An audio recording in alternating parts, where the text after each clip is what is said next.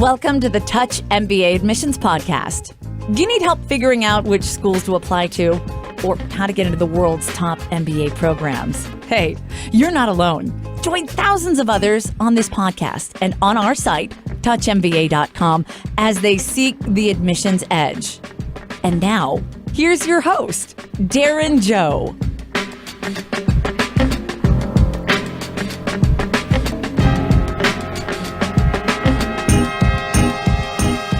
Hey guys, this is Darren. Welcome to the Touch MBA podcast. A couple weeks ago, a bunch of top MBA programs around the world came to Ho Chi Minh City, Vietnam for an MBA tour.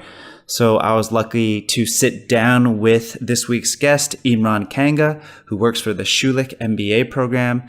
Imran has been with the Schulich School of Business for over 8 years, helping to set up their India campus and MBA program. He's also now responsible for international recruitment for their full-time MBA program based in Toronto, Canada, as well as their international MBA program. Schulich is one of the most customizable MBA programs in the world. They allow you to pick from 18 different specializations. You can finish the program in 16 or 20 months. You can move from full-time to part-time, back to full-time.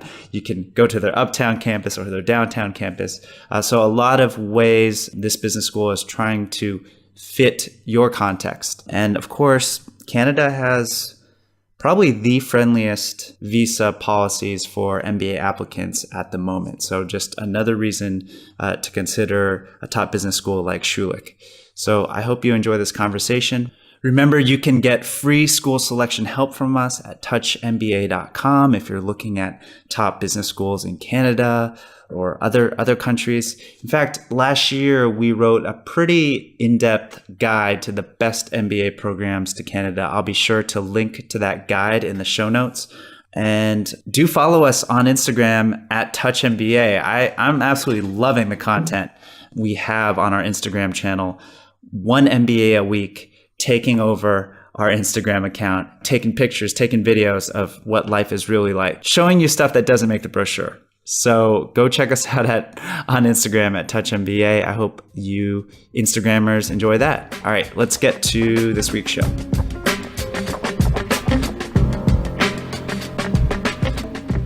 I'm really excited to be doing this live interview in Saigon, Vietnam, with Imran Kanga, who's the Assistant Director of Recruitment and Admissions at the Schulich School of Business, York University, which is based in Canada. I've been trying to track down Imran for a couple of years now, so I finally got him. I'm happy to be here. Yeah, so Imran, thank you again for your time, and I'm really looking forward to learning more about Schulich. Wow, thank you for having me, Darren. So my first question, actually, before we jump into the program is, would you mind just quickly telling us a bit more about yourself? How did you end up in your current position? Yeah, absolutely. So I graduated from the Schulich School of Business. I did the International MBA program back in 2010. And when I graduated, I got the opportunity to lead Schulich's India efforts. So we now have a fully operational campus in India. And I was part of that project in 2010. The campus, we officially launched it in 2009. But yeah, from 2010 to 2015, I was just part of the team there, setting up the campus, setting up operations, and obviously recruiting students for the program, both in India and then in Toronto as well. And in 2015, I got the opportunity to move back to our Toronto campus and now manage global recruitment for both the international MBA and the full-time MBA program. So that's my sort of 8-year career journey in admissions in a nutshell. Yeah. Very succinct and to the point. Have you guys seen an uptick in interest in your program these past couple of years? Absolutely. I think Canada's always had, we've always had world-class universities offering top-tier MBA programs. And so we've always had a huge interest in international students coming in. But I think over the last 3 years or so, just because of the global climate with what's happening in the US, but also with Brexit, uncertainties in the European market, Canada has become a very attractive option for international students. So definitely a huge increase in international students. Yeah, I think this is coming into like the a country. golden time. Yeah, absolutely. For Canadian business schools. If I was working for a Canadian business school, I'd be like, hey, look at us. Absolutely. But okay, so my first question about the program is, what makes Schulich different and unique from all the other top business schools around the world? Yeah, I get this question a lot. I think what really makes us unique is there's two very unique components of our program. One is, and these are both kind of in the second year. So in the first year, it's just general management, core courses that all students have to take, followed by an internship. And there's nothing really outstanding or special about that. I mean, any good business school in the world has that component because it's important. But when you go into the second year, this is where I think Schulich really stands out from from all other business schools. Two main reasons. One, we're the only business school in the world to offer 18 different areas of specialization within the MBA. So students, it basically is one of the most customizable programs you're going to find anywhere in the world.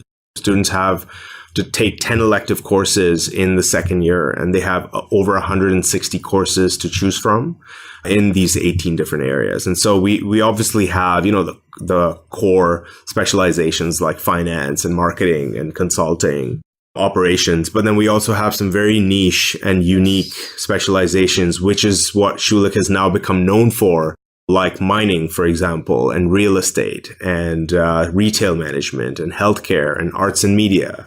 So I think that's really what makes our program quite unique from an academic perspective.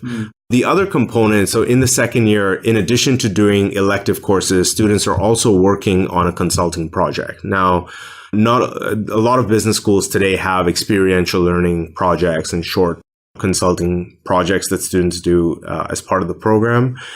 This project is pretty comprehensive 1-year live consulting project that students work with companies on, and it's a team project. So it's, not only giving you some relevant industry experience, consulting experience if students want to get into consulting, but also teaches you to work cohesively in a team environment. And so I think this is another unique component of our program because it was not started a few years ago. This project has been part of the Schulich curriculum since the inception of Schulich 53 years ago. So today there's over 3,000 of these projects that have already been completed in Canada and globally. And so there's 3,000 organizations that have worked with our students closely before. So, yeah. Wow. Okay. So let me talk about that actually, because how much choice do your students get in picking those projects? Because I'm sure as, a year-long commitment, they're going to want to know, who am I working with? Who are my classmates? Like, what industries can I get a sneak peek of before I maybe apply for jobs? So this project is, as I said, it's a team project, right? So students have the option, they have the option to pick their own teams, and they pick the industry and company they want to work with. Okay. So, ideally 6 or 7 students that are all interested in, let's say, the retail sector, for example, they get together and then they work with a company in that sector. But, the companies aren't approaching students for this project. The students have to approach the companies and sell themselves to the companies. So it is like a consulting project, start to finish. Yes. Like any consulting project, you have to pitch your clients. So the students go to their clients and, present themselves, basically saying, this is our team and this is the value that we can add to your organization. So let us work with you. And then if they do agree, they have to sign non-disclosure agreements and all of that. And then at the end of the project, they have to present their strategic recommendation and implementation plan or strategy to the CEO and the board of directors of the company. Wow. So it is a live consulting project, start to finish. Absolutely. Yeah. And so how are they graded on that? So it's a course credit that they get for it, but there's no real course, there's no class that they have to go to. It's just you get credit for it because it's a graded component of the program. So the project is done in 5 phases, and there's 3 faculty advisors working and sort of guiding the students through the project. And so they kind of at every stage or every phase, they give them an assessment, and then the final grade is based on the final recommendation, but also how they've performed throughout the year. Very cool. Yeah. Very cool. And I absolutely noted what you were saying about the flexibility offered by Schulich MBA, because it's not only what you said with the 18 specializations, but you have different start dates in January, September. You have different timeframes, 16, 20 months. You have different campuses in Toronto, right? But what I'm curious about is how many students graduate each year, and what should applicants know about applying in, say, the January intake versus the September intake? Is one intake better for, I don't know, consulting or banking? Yeah. Any insight there? I got your question. So yes, it is kind of it's always very busy at Schulich because there's always students graduating, incoming, and it is a bit of a Jenga, managing students at different campuses and different times, because we have evening classes, weekend classes, classes at 2 campuses. Yeah. And you can switch from full-time to part-time. And you can, too? yes, absolutely. And back again? Or? Exactly, yeah. And that's another unique aspect of our program, is that students get the flexibility to do that as well. But yeah, so in terms of the intakes, the fall intake is our biggest intake. It's 220 students. About 55% of those are international, roughly 50%, a little over. So 220 in the fall and about 100 students in the winter. Other than size, the only difference is the internship. So students that start in the fall would typically finish their first 2 terms in April, and then they have the summer break to do, from May to August to do an internship. Whereas if you start in January, then year 1, which is essentially 2 terms, would be January to August. So you would do classes, you'd be doing courses while everyone else is doing an internship. So it works well for some, it doesn't work for others. I see. Students who have typically 8-9 years of work experience who want a shorter program, don't want to spend another 4 months working when they've already got so much of work experience, and they just want to get back into working. They skip the internship and do all 4 terms back to back and finish the program in 16 months. Got it. So so the January intakes works well for those students. Yeah. But I think for students who want to maybe make a career switch or get some Canadian work experience, the internship is an important component. So I would recommend them to start in September. Absolutely. Yeah. And does the January intake tend to have a bit of a more experienced, older profile? So not really, because there's also most of the students. So the January intake, the international component is only about 35%, whereas in the fall, it's 55%, right? So the other 65%, there's a lot of part-time students that are domestic starting as part of that cohort. So it's not necessarily older, but it's a larger mix of part-time students starting in January. Got it. Yeah. Okay. No, that's very clear. And why should candidates get their MBA in Canada and at York University in particular? Location's such a big part of where you decide to go. So I think, absolutely. So I'll start with Canada. Work your way down. Yeah, that's a lot, huh? I think, it's something to what I was saying earlier about Canada being an attractive option now for international students. What Canada is giving students now is basically return on investment, right? As international students, something you have to consider is, are you going to be able to get the return on your investment post-graduation? So am I going to be able to work, long term in that market and recover the cost of whatever the cost is of that they've invested. And so that's what Canada is giving you. Essentially, when a student lands in Canada, they don't have to leave if they don't want to leave. They can live and work in Canada forever. What? Yes. I said that correctly. Yes. So it's a very attractive option for students because you can plan a career. There's no time limit. There's no ticker against your visa when you graduate. So you can plan long-term career and also life and family. So for students that are married or that plan to get married, start a family in the future, Canada also supports spouses. So if if a student has a family, they can come with their family. Spouses would get a work permit to work while the students have a study permit and are studying. Children have access to free education up to grade 12. And Canada has one of the best public school systems in the world. Healthcare is covered for the entire family. So it's a very welcoming environment, not only for the student, but also for the family. And so it allows you to plan ahead. And back to what I was saying about return on investment. Why Schulich and Toronto? Toronto is the commercial and financial capital of the country, right? So, I can throw out statistics, but, close to 30 to 40% of all the jobs in Canada are in Toronto. 70% of all headquarters are in Toronto. So no matter if students are interested in finance or consulting or marketing or technology, that's really where all the career opportunities are. So it's a fantastic place to be.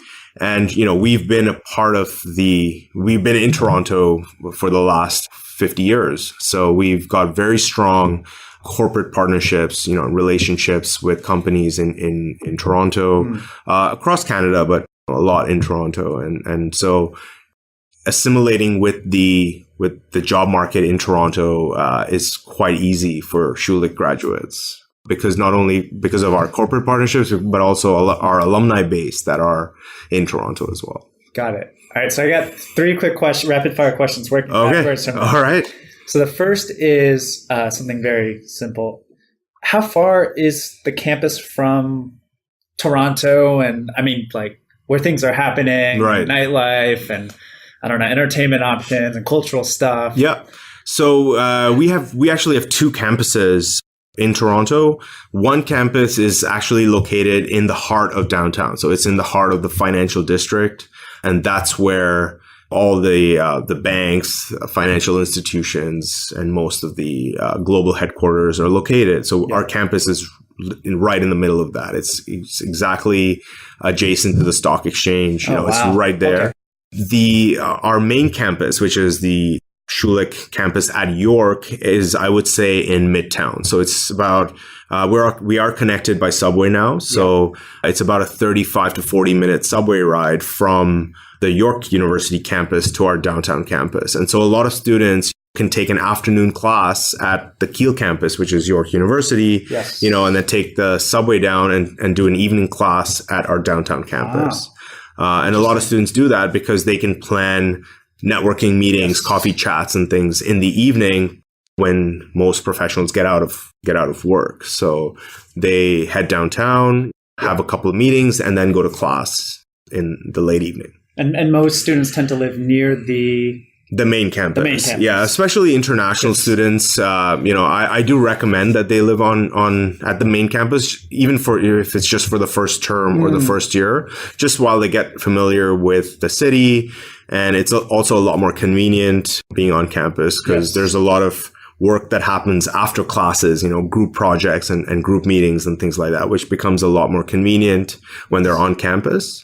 And it's also a lot cheaper. So that helps. Yeah, absolutely. Yeah. And so you mentioned that York University has this long history in Toronto, 50 plus years. But for someone who's not from Canada, such a big part of it is the reputation of the university itself. Absolutely. Especially if they're planning this long-term future in Canada. Yeah. So what is the reputation of York University? What is it known for? When you tell people you work for York University, what is the reaction? Where is it standing and reputation? It's one of the largest. That's actually the second largest university in Canada. So we have over 60,000 students studying at York at any given time in one of our 14 different faculties. And Schulich is the Faculty of Business, which is one of the faculties at York. It's so, being one of the largest, it definitely has a strong reputation. York's been around since 1964, so it's we're very well established in the Canadian market. Okay. Yeah. And what you mentioned at the very beginning, students can work in Canada forever. How does that work logistically? Because I thought it was a 3-year visa. Yes. Maybe you're right. You're right. So the traditional path for students has always been you get admitted to a program. If it's a 2-year program, you get a 2-year study permit. And then once you finish the program, you then get a work permit for up to 3 years to work.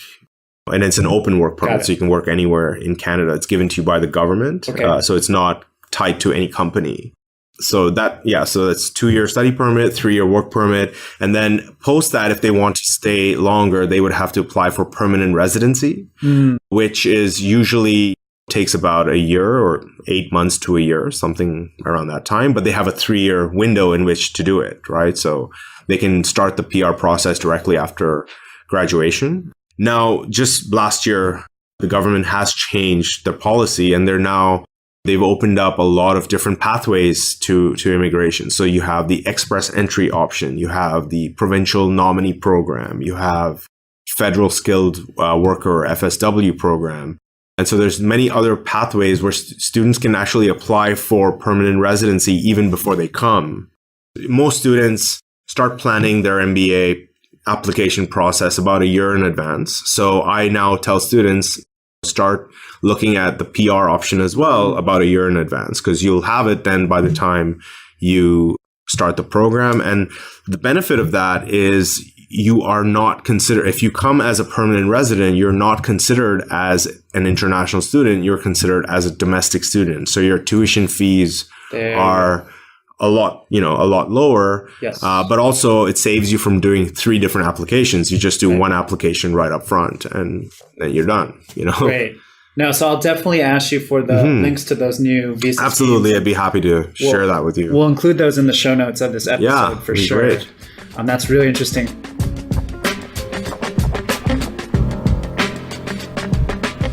So let's move on to admissions now. Sure. Schools always talk about fit. What does fit mean for you guys? I think, we really like to see a well-balanced application. So someone who has a strong academic background, but also someone that has shown sort of career progression and communication skills, interpersonal skills, and extracurricular activities. That shows us that this person is well-rounded. They're not just strong academically and at work, but they also care about the community and they are actively involved in community activities. Okay.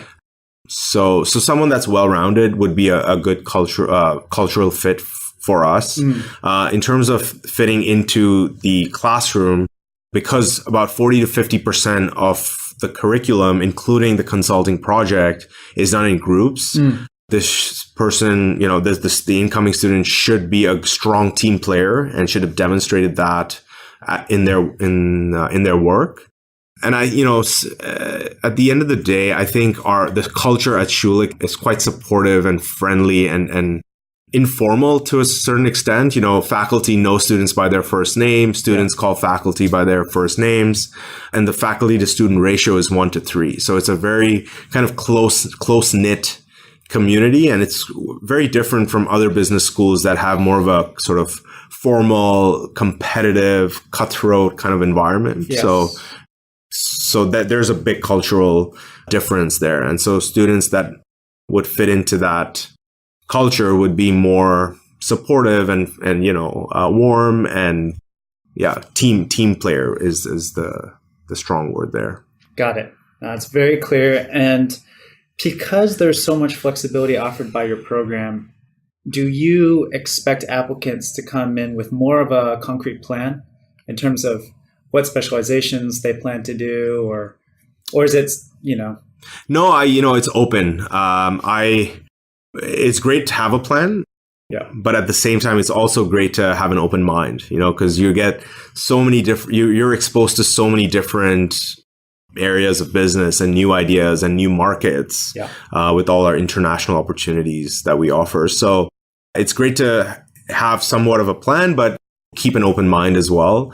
I take, when students talk about, their 5-year plan and their 10-year plan, I take it with a pinch of salt, because when you talk to that same student at graduation, they're doing something completely different from their initial application. And that's fine. That's fine. That's what you do the MBA for. It's 2 years that you get to improve on yourself, but also explore new opportunities. So absolutely. So it's not like they have to come in with, okay, I'm going to be doing 16 months versus 20 months. Absolutely not. Okay.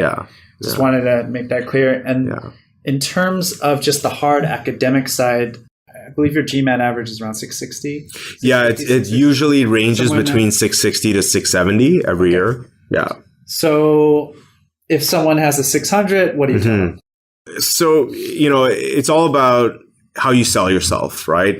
When I look at an application, I'm not looking for reasons to reject you from the program. I'm looking for reasons to admit you into the program. So as long as you give me a compelling story and a good reason for why you're a good candidate for the program, that's all I need, and it could be a strong GMAT score. It could be great academics, it could be great work experience or extracurriculars or anything, or the interview, So having 600 GMAT is not a deal breaker by any means. This year, the lowest score we accepted in the program was 560. The highest score was 770. The average was 670, but the range was quite large. Yes.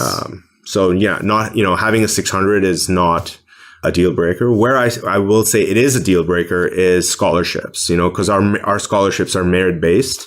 So, for some of the larger merit scholarships, academics is important. And so you should have a strong GPA and a GMAT score to be considered for our higher scholarship amounts. Absolutely. Yeah. And when you say it's about the story, so people with lower GMATs, for example, do they have to show a level of self-awareness that they have low GMATs? Or is it really, for example, someone has a 40th percentile on the quant. They have a low quant score. Right. Do they need to mention this in their story? Or is it really just like, no, this is how I can contribute. This is my career, what I want to do. Yeah. Rather than focus on your weaknesses in the application, I would use the application to focus on your strengths. So I can see that you have a 40th percentile on quant. You don't need to explain that to me, but tell me how else you can contribute. So you're not the strongest at quant, but there must be something else about you that makes you unique and special. So what is that, right? Yes. Yeah. Very clear. And I also noticed that you guys have a lot of timed aspects of your application process. So you have 2 video questions, I believe. Yes. Right? Yes. And a timed essay, which is the first time I've seen that actually in all schools that we've covered, which basically gives you 5 minutes, right, to answer a question. Right. So I know you guys have instructions on your website, try to calm applicants down, but what are you really looking for from both of those live elements of your application?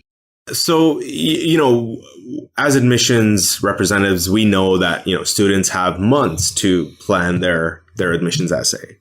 So, and so the essay is a very well-crafted representation of themselves, but it's been proofread and it's been edited and all of that. Yeah. This is the video essays are done on the spot, right? So there's no editing, there's no proofreading or anything. This is authentic you, right? And so that's what we want to see. And the questions are not really difficult questions, or they're not meant to throw you off or anything. It's just, we're looking for 2 things. One is your communication skills. Are you able to communicate your ideas clearly? And the other is off the cuff thinking, right? You're given about 90 seconds or so, or about a minute to plan your answer in your head, like what you're going to say. And then you have about 90 seconds to answer the question. So you don't really have that much time to think of an elaborate answer, but you still have to communicate your ideas clearly. And the questions are fairly basic behavioral questions. So, to give you an example, one of the questions is, what was the last book you read? Talk about it and how it impacted you. Actually. Yeah. Or what song is most played on your iPhone? Oh. And why? I don't know if I'd want to answer that one. Well, but what about the written essay? So, yes. So those are the video essays. And just to close the loop on that, students, before you actually record the 2 video essays, you get a couple of practice runs. So you can just get comfortable with, seeing yourself on the camera, which, I guess can make students anxious. But you do get a few practice runs to record and play back and see how you've done, so you can adjust. The timed written essay is, again, it's a written format of the same thing. So it's very close to the AWA section on the GMAT. Okay. Gives you a statement, do you disagree or agree? Again, to give you an example, do you think technology is helping or is to the detriment of society today? Something like that, So do you agree or disagree? Right. So I agree because of X, Y, Z. I disagree because of ABC. That's it. That's what we, again, Are you able to write down your answer and communicate in a written format clearly? Yeah. I think that's really unique, and I think more schools should move towards that personally. But, So we only have one written essay that's part of the application, which is 350 words. The rest of it is very authentic and organic on the spot. Yeah, got it. And I just want to give you the room, so to speak, to just give any last tips that you want to give to applicants. In terms of what I like to see and not like to see on applications. I think, because our app, we have moved a lot into online and, timed written and timed video essays. That one essay that students do have to write, my tip would be to take that seriously and try to customize your essay to really speak to why Schulich and what about our program is of interest to the student. I know that students apply to multiple different schools, but copy pasting essays from into 5 different applications really doesn't serve you best. So I think really spending time on that essay is important. And in the interview, students should be prepared for the interview, because when we interview candidates, we have the hat on of an employer. So when I interview someone, I think of, is this person going to be, a good representation of a Schulich graduate when they're interviewing with companies? Exactly. And so be prepared for the interview, ask good questions. 2 tips. Yeah. Could you how are your interviews typically run? Are they done by the admission staff or students or? Yes. So they're done by me mostly. Okay. We have a team in India that does a lot of the India admissions. Yes. So because they're on the ground, it's just easier to coordinate. We have a recruitment manager that manages our Chinese market. But most of the other markets like Latin America, Middle East, and Southeast Asia, I'm the one who interviews those candidates. So it'll be me. And are they mostly? And it's on Skype. Yeah, it would be over Skype unless I'm there, and the timing worked out. Then I'd be happy to meet them in person. I love meeting candidates in person. It's the best way, I think, but it's not always possible. So so Skype is sort of the next best thing, right? And what are you looking for during these interviews? Are you trying to learn more about their background and matching them up against their application? Are you looking for other stuff this is for me specifically, for my interviews are very, they're not formal interviews per se. I can judge by talking to someone, if they're going to be a good brand ambassador for Schulich or not. But I don't have a list of questions or a script that I have to, go through. So the way I approach an interview is I go through an application, and if there's something that stands out or, something that I find interesting, then I kind of, we try to chat about that. So, I had an interview the other day where we spoke about scuba diving because that's a hobby of mine. And the student wrote on a resume that they've done scuba diving. Yeah. So, we chatted about how they got into it and the different places that they've been diving and how it's impacted their life, because it's a big part of mine. So, so it doesn't have to be necessarily a business related or anything like that. It's just, again, it's communication skills, it's interpersonal skills. Can they make a good impression? Are they professional? That's the kind of thing I want to see in an interview. Got it. Yeah. Very clear. Very interesting approach. We only have a couple minutes left, but I have to ask about 2 more topics. So first, scholarships. Yeah. So if you don't mind telling us, what percentage of your class gets scholarships? average scholarship amounts, and of course, any tips you have aside from getting a 770 on the GMAT, and, how they can win. So our scholarships we do have the merit-based scholarships, but we also have need-based funding. So, for the merit scholarships, those are, as I said, based on academics. So there's no separate application for those. But the merit isn't based on work experience? No. I mean, it's primarily based on academics. We do consider work experience as well. But the number one consideration is the academic component of the application. So the GMAT score and the GPA. Yep. So there's no application for those. There is an application for the need-based funding because, we do need some additional information from students as pertaining to their financial situation. So we do have a short entrance funding application, which is sort of like a supplement to the main application that students fill out. But, we have a ton of scholarships ranging right from as low as $5,000 to as high as full scholarship. Well, full domestic scholarship, which is $85,000, and and everything in between. So for Southeast Asian students, so students from Vietnam, we have 5 Scotiabank scholarships. So these are scholarships sponsored by Scotiabank, which is a large Canadian bank. So those scholarships, I believe, start at $10,000 each. So there are a lot of funding opportunities for students, and that's the other reason it's to the students' benefit to apply for the PR, because if they come to Canada as a PR, we then can we have funding or loan partnerships with Canadian banks, so students can fund their education with a loan from Canada, which is at a very low interest rate of usually about 2.5%. Oh my gosh, yeah, that's great. Yeah. Okay. Yeah. So there is that funding option as well, which is why a lot of students work with Prodigy Finance, but Prodigy usually their interest rate is around 7-8%, whereas this option is 2.5%, right? So it makes a lot more sense to put in that PR application. Absolutely. With the MBA application. I'd be happy to share the links with you. Okay. Yeah. And those scholarships require applications like the Scotiabank one? Or no, it doesn't. So those are merit scholarships. So the only one that requires is the need-based. The need-based funding. Interesting. Yes. Well, that's great. Yeah. Yeah. Guys, can't make it any easier for applicants.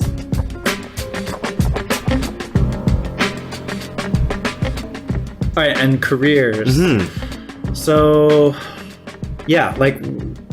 this is obviously the biggest concern for applicants, but what do you think makes your school special from a career perspective? I think we have, it's a combination of location and the strengths of our program, which are in sustainability, marketing, finance, and technology. Yes. And our corporate partnerships and our career development center who do an amazing job at helping students connect with employers. Our track record has always been about 90%. So 90% of our students are working within 3 months of graduation, and that includes international students as well. About 40% of our students have a job offer in hand even before graduation.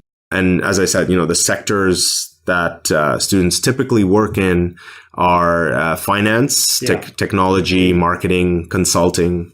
And I think it's partly due to where we're located, but also the, employment partnerships that we have, the corporate partnerships that we've developed. Yeah. Yeah. And okay. And most of your students are working in Canada? Like, I couldn't find that on so that's a hard one to track. Most of the students are recruited in Canada, but a lot of our recruitment partners are multinational companies. So they may be recruited in Canada, and a lot of my classmates, I've seen this, they get recruited at, let's say, Johnson & Johnson in Toronto, and they work there for about a year and a half, but then they're transferred to Johnson & Johnson China or Johnson & Johnson Europe or wherever. So it's a hard one to track because, yes, the recruitment is in Toronto. All the recruitment happens in Toronto. Companies come on campus to recruit students. But where they end up, a year or 2 years down the road, that's a little harder to track. Right. Got it. But in terms of our alumni base, we have 30,000 alumni working across, sort of 90 countries all over the world. I would say that half of those alumni are in Canada. Yeah. Okay. Yeah. So that, and probably, I mean, about half of each new class is probably staying within Canada to work after, right? Oh, yeah. At least. Oh, no, more. Maybe like way more. 75%, more. 80%. Yeah. A large percentage. Yeah. Because essentially you're making your bet on Canada. Exactly. To Schulich, exactly. Right? Exactly. Okay. Yeah. I mean, yeah. So the trend of financial services, technology, marketing, and consulting has been relatively constant. Yes. The thing with the Canada employment, Canada is a very stable market. It's a mature market, right? So it's not growing at the rate of some Southeast Asian countries. There's no 8-9% growth. It's sort of 2-3% growth, but it has been growing at that rate for the last 2 decades, right? So it's a very stable market. And that makes it very predictable. So companies can sort of forecast their requirements for recruitment a year out because they know, okay, there's going to be X percentage of our employees going to be retiring. There's going to be this much of churn or attrition. So they know what their gaps are going to be, and they can fill that with on-campus recruitment. So it's kind of been steady. That sounds great. Yeah. I mean, and my last question to you. Sure. What has been the best part about being an alumni of this program for you? I really think it's the alumni network. I mean, I'm very proud to be a part of our alumni network, which is extremely active and very supportive as well. So, when I do travel a lot for work and wherever I can, I always like to catch up with alumni because they give you a lot of market insight. They give you a lot of market knowledge. They know what's going on in the different parts of the world, because some of them have very senior positions in different organizations in different countries, but they're also very supportive and always willing to help out in any way they can. We have alumni chapters in 67 countries, and these are very active. So I think the best part of being an alumni is just being a part of that community. Yeah. And it sounds very responsive. They're very responsive. We have our own kind of Facebook for our Schulich alumni system. So, wherever I am in the world, I can kind of look up who's there and their contact details. And I would say it's good to be a Schulich alum.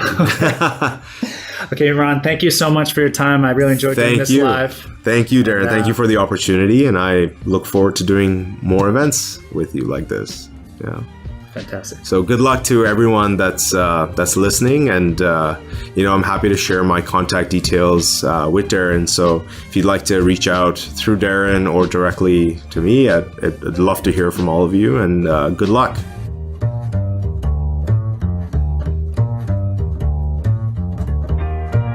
Thanks for listening to the Touch MBA podcast. Don't be shy. We have a mailing list. Go to touchmba.com and get yourself signed up. And we'll keep you posted with the best tips and insider interviews on how to get into your #1 school. You can also find us on Twitter and Facebook at Touch MBA. See you soon.